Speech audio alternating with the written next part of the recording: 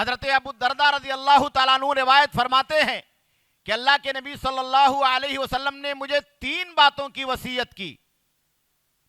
کہا پہلی وصیت یہ تھی کہ لا تشرک باللہ وَإِن قُطِّعْتَ أَوْ حُرِّقْتَ.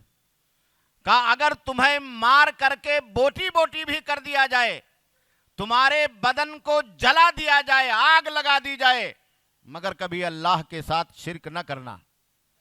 توحید کا راستہ یہی کامیابی کا راستہ ہے، اور شرک کا راستہ یہی سب سے بڑی گمراہی کا راستہ ہے.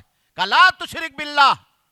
آپ نے دیکھا کہ صحابہ کرام نے اپنی جانیں گنوا دی، کتنی پریشانیاں، کتنی آزمائشیں، کتنی مصیبتیں مکہ کی سرزمین پر ان کو جھیلنا پڑا، لیکن عہد اور عہد کا کہ اللہ ایک ہے، اکیلا ہے، اس کی توحید پر ہم قائم ہیں، یہ کہتے ہوئے ساری مصیبتوں کو گوارا کر لیا، لیکن شرک باللہ کو گوارا نہیں کیا. اور دوسری وصیت کی کہ وَلَا تَتْرُكَنَّ الصَّلَاةَ الْمَكْتُوبَةَ مُتَعَمِّدًا.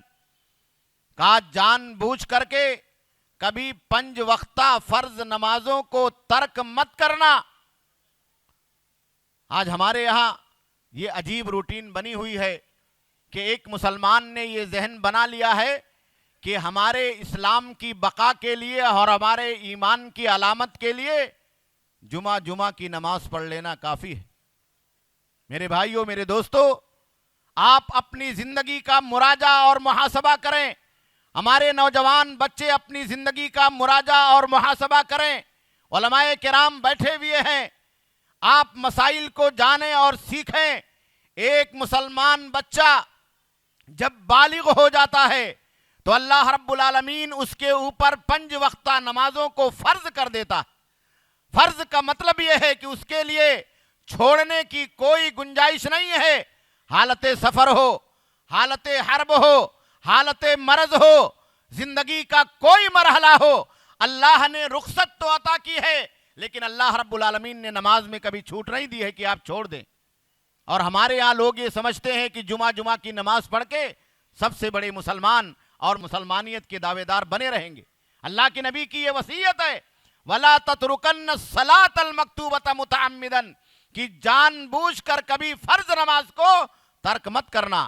ایک مریض اگر بستر مرگ پر ہے، وہ کھڑے ہو کر کے نماز نہیں پڑھ سکتا ہے، بیٹھ کر کے نماز نہیں پڑھ سکتا ہے، لیٹ کر کے نماز نہیں پڑھ سکتا ہے، تو اللہ کے نبی صلی اللہ علیہ وسلم نے اس کو بھی چھوٹ نہیں دی ہے. کہا اسے چاہیے کہ وہ اپنے بستر پر اشاروں میں نماز پڑھ لے.